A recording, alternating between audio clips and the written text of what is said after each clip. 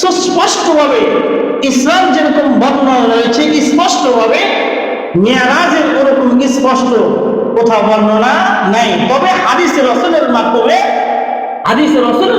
স্পষ্টভাবে সেটা রিওয়ায়াত রয়েছে যে আল্লাহ তাআলা মসজিদ আকসা থেকে নিয়ে একদম আল্লাহ তাআলা সম্পূর্ণ আসমান পর্যন্ত ভ্রমণ করাইছেন, স্পষ্টভাবে বর্ণনা আছে।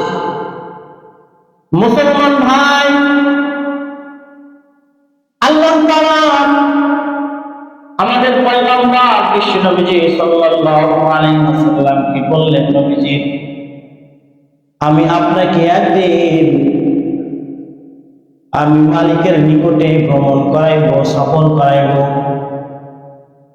আমি মালিকের নিকটে আপনাকে সফর করাইব। আল্লাহ তাআলা আগেই বলে দিয়েছেন। সেই কারণে বিশ্ব নবী সাল্লাল্লাহু আলাইহি ওয়াসাল্লাম সব সময় চিন্তিত। আল্লাহ তাআলা আমাকে বলেছেন, আল্লাহ তাআলার নিকটে আমাকে ভ্রমণ করাইবেন। কখন আল্লাহ তাআলা আমাকে ডাক দিবেন, আহ্বান করবেন, তখন আমাকে যেতে হবে। একটু মিসাল দিলে বুঝবেন। আমি আপনাদেরকে দাওয়াত করছি, আপনাদেরকে একদিন শহরে যেতে হবে। তাহলে আপনাদের মাথার মধ্যে, দিমাগের মধ্যে সব সময় টেনশন হবে। আমাদেরকে হুজুর বলেছে শহরে যেতে হবে, দিন তারিখ দেয় নাই, তবে বলেছে অমুক দিন শহরে যেতে হবে। তাহলে বলেন তো আমাদের মাথার মধ্যে, দিমাগের মধ্যে টেনশন হবে কিনা? জন্য বলেন ইন্নাল হামদুলিল্লাহি জাআলা আশ-শামসা ওয়াল কমারা বিহুসবান ওয়ান নাজমা ওয়াশ-শাজারা ইয়াসজুদান وفضل زمانا على زمان كما فضل مكانا على مكان وإنسانا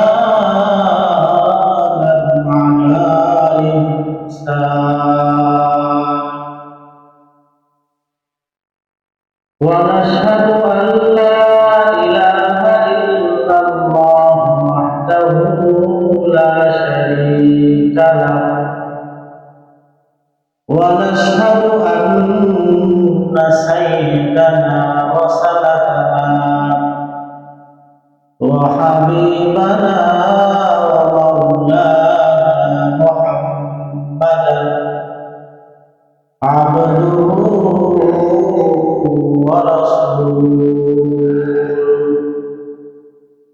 أرسله بالحق بشيرا ونذيرا وداعيا إلى الله بإذنه وسراجا وقمرا منيرا. أما بعد فأعوذ بالله من الشيطان الرجيم. بسم الله الرحمن الرحيم.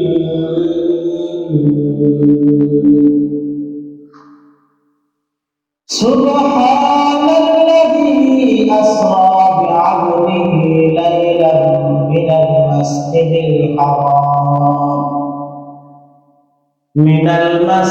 الحرام إلى المسجد الأقصى الذي باركنا حوله لنريه من آياتنا إنه هو السميع البصير.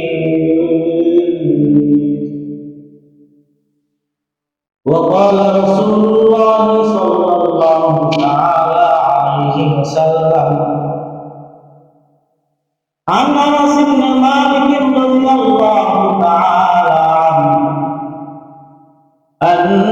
রাসূলুল্লাহ সাল্লাল্লাহু তাআলা আলাইহি ওয়াসাল্লাম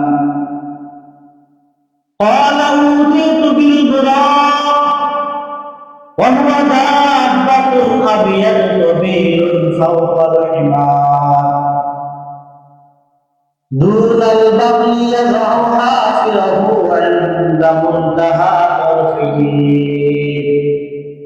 إلى آخر الحديث أو كما قال النبي عليه الصلاة والسلام اللهم صل على محمد وعلى آل محمد كما صليت على إبراهيم وعلى آل إبراهيم إنك حميد مجيد اللهم بارك على محمد وعلى آل محمد كما باركت على إبراهيم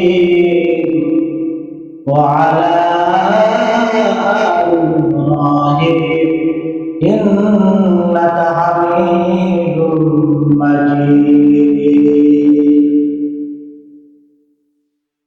আলহামদুলিল্লাহ সুম্মা আলহামদুলিল্লাহ আল্লাহ পাকের দরবারে শুকরিয়া আদায় করছি যে আল্লাহ পাক রব্বুল ইজ্জত আমাদেরকে দুনিয়ার সমস্ত কাজ থেকে ছাঁটাই করে বাছাই করে নির্বাচিত করে পবিত্র জুমার দিনে সর্বপ্রথম মসজিদে আসার বসার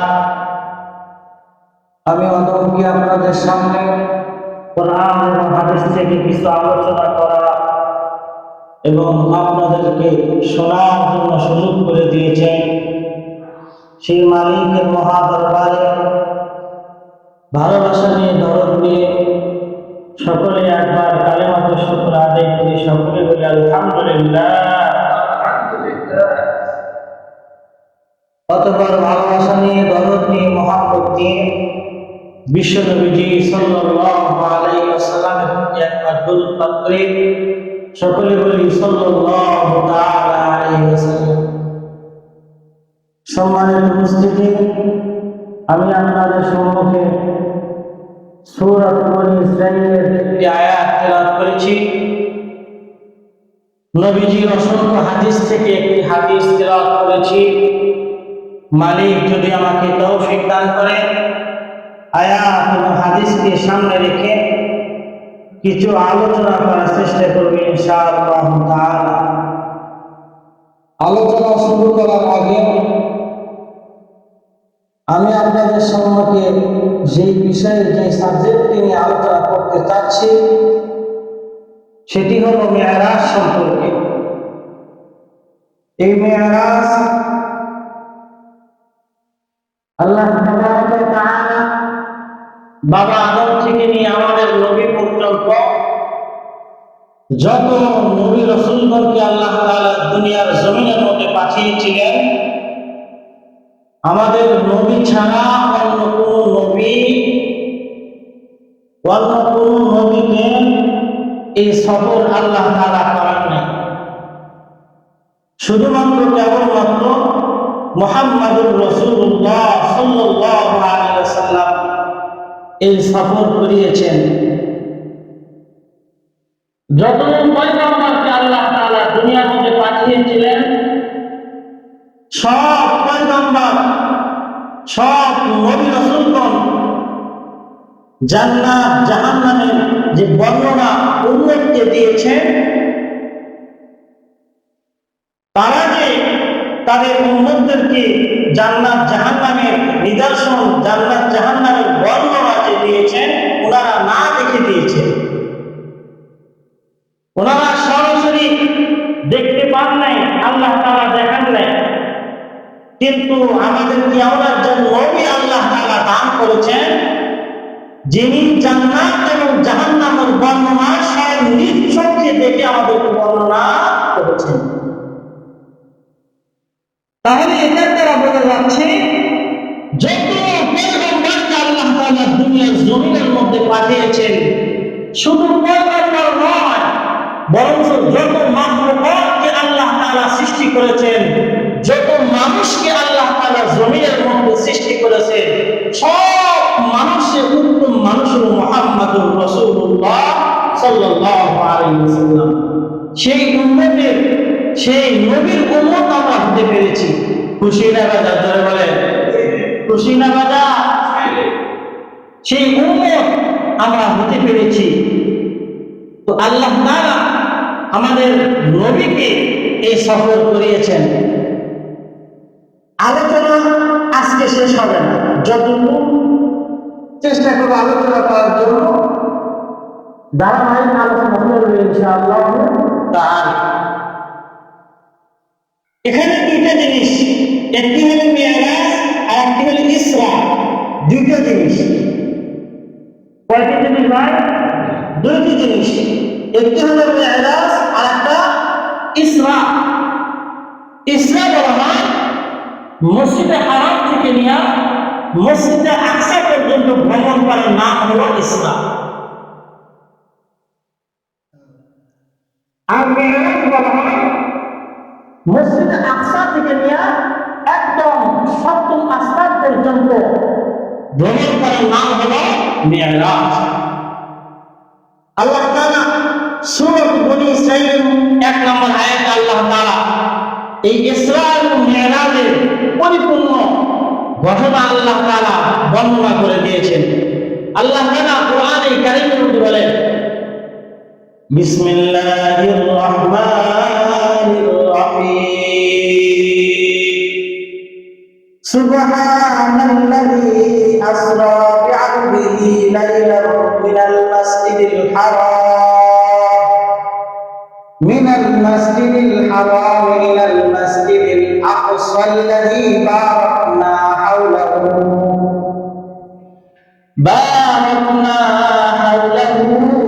লিনুরিয়াহু মিন আয়াতিনা ইন্নাহু হুয়াস সামিউল বাসীর।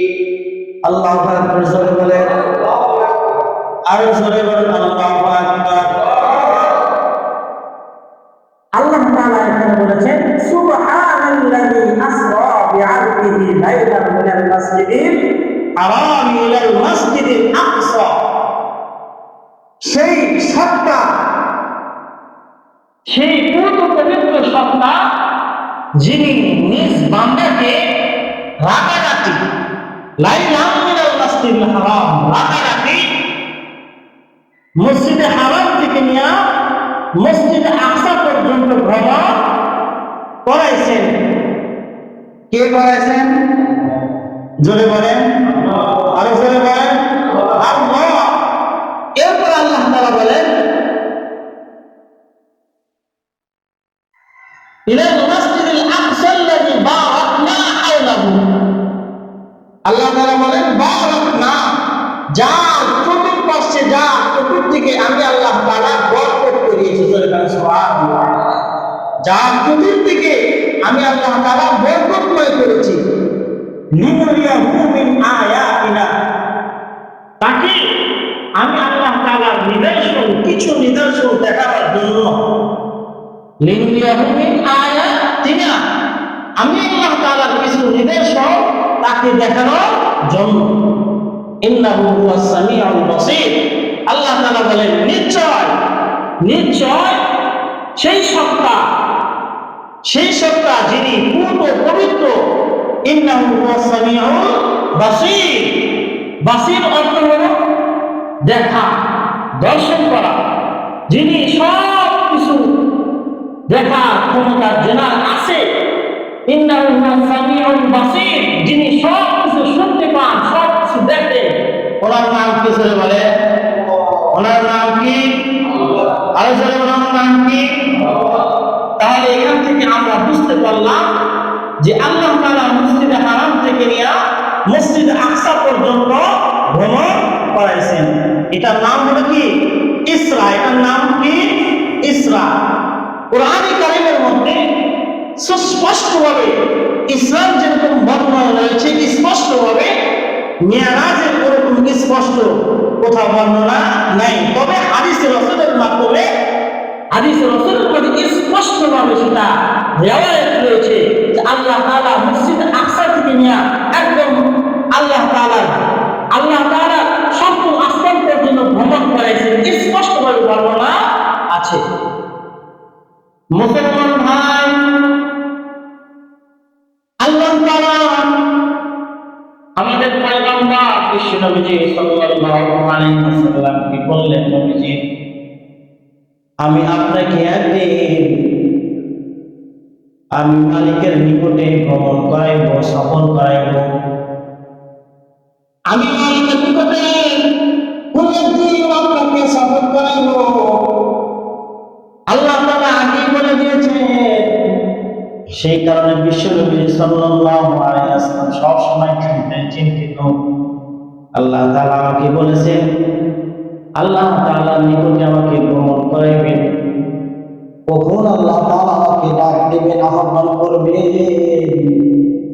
তখন আমাকে যেতে হবে। একটু মিসাল দিলে বুঝবেন। আমি আপনাদেরকে দাওয়াত করছি, আপনাদেরকে একদিন শহরে যেতে হবে।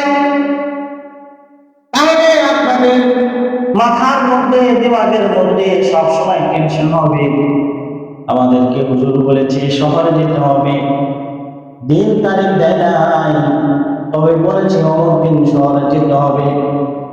তাহলে বলেন তো আমাদের মাথার মধ্যে, দিমাগের মধ্যে টেনশন হবে কিনা? জন্য বলেন, হবে কি হবে না? অনুরূপভাবে আল্লাহ তাআলা বলে দিয়েছেন, আমি মেজবান বানাবো, আপনাকে মেহমান বানাবো। বিশ্বনবী সাল্লাল্লাহু আলাইহি ওয়াসাল্লাম আল্লাহ তাআলা বলেছে সফর করতে হবে। এরকম চিন্তায় চিন্তিত আছেন, আল্লাহ তাআলা হঠাৎ করে বিশ্বনবী সাল্লাল্লাহু আলাইহি ওয়াসাল্লামের নিকটে হযরত জিবরিল আমিনকে পাঠাইলেন। আল্লাহ তাআলা হযরত জিবরিল আমিনকে বললেন, ও জিবরিল, দুনিয়ার জমিনের মধ্যে অবতীর্ণ হও, দুনিয়ার জমিনের মধ্যে যাও, আমার বন্ধুকে রিসিভ করে আমি আল্লাহ তাআলা বলতে নিয়ে আসো। তবে কিন্তু তুমি একা যাবে না, কারণ আমার বন্ধু তো যাকে আমি মনে প্রাণে ভালোবাসি, যাকে আমি সব মানুষের মধ্যে সবচেয়ে উত্তম করে আমি সৃষ্টি করেছি, বানিয়েছি। তুমি কিন্তু একা যাবে না, আমি আল্লাহ তাআলা আদম থেকে নিয়ে আমার বন্ধু পর্যন্ত যত পয়গম্বরকে আমি আল্লাহ তাআলা সৃষ্টি করেছি, আমার বন্ধুকে রিসিভ করার জন্য সকলকে উপস্থিত করতে হবে। এবং তুমি যেতে হবে, তোমারও যেতে হবে, তুমি কিন্তু একা যাবে না। হযরত জিবরিল আমিন সকল পয়গম্বরকে মসজিদ আকসার মধ্যে একসাথে করলেন, সকলকে জমা করলেন, এবং হযরত জিবরিল আমিন আলাইহিস সালাম বিশ্বনবী সাল্লাল্লাহু আলাইহি ওয়াসাল্লামের বাসস্থানে যেখানে অবস্থান করতেছিলেন, বিভিন্ন রিওয়ায়াতের মধ্যে আসছে হাতিমে কাবা বা হযরত উম্মে হানি ঘরের মধ্যে বিশ্বনবী সাল্লাল্লাহু আলাইহি ওয়াসাল্লাম অবস্থান করতেছিলেন।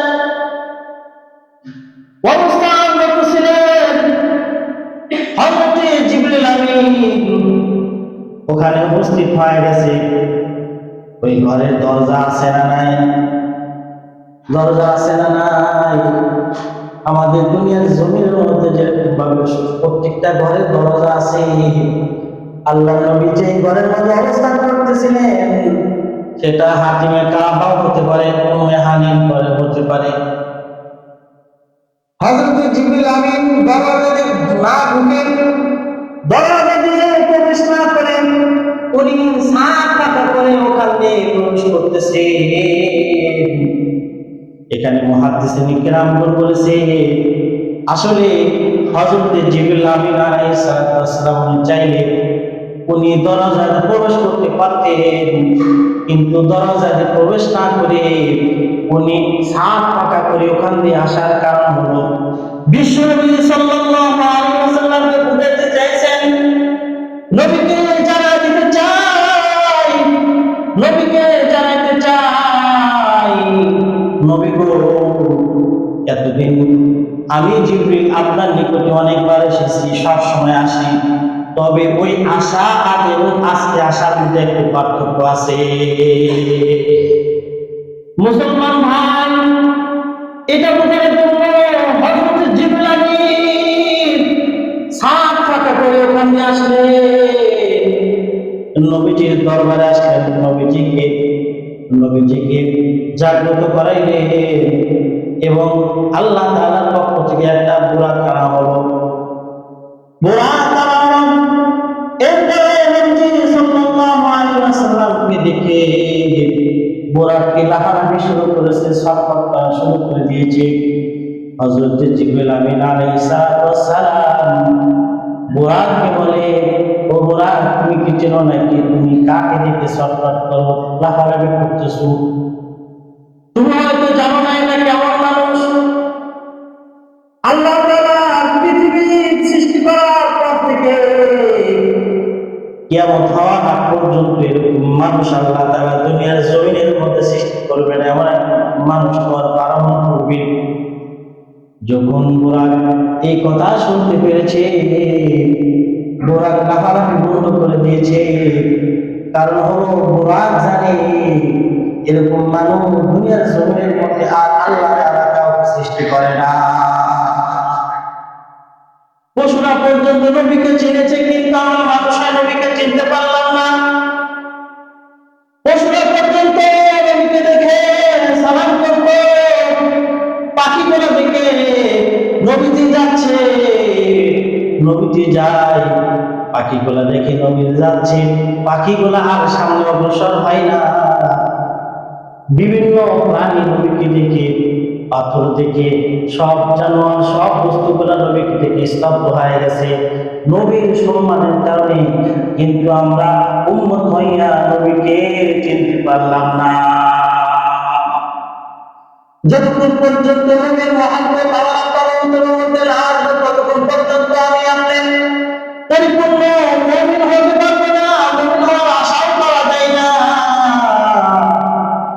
তো বুরাক দেখি ছটফট বন্ধ করেছে, লাফালাফি বন্ধ করেছে। আল্লাহ তাআলার পক্ষ থেকে এমন একটি বুরাক আনা হলো।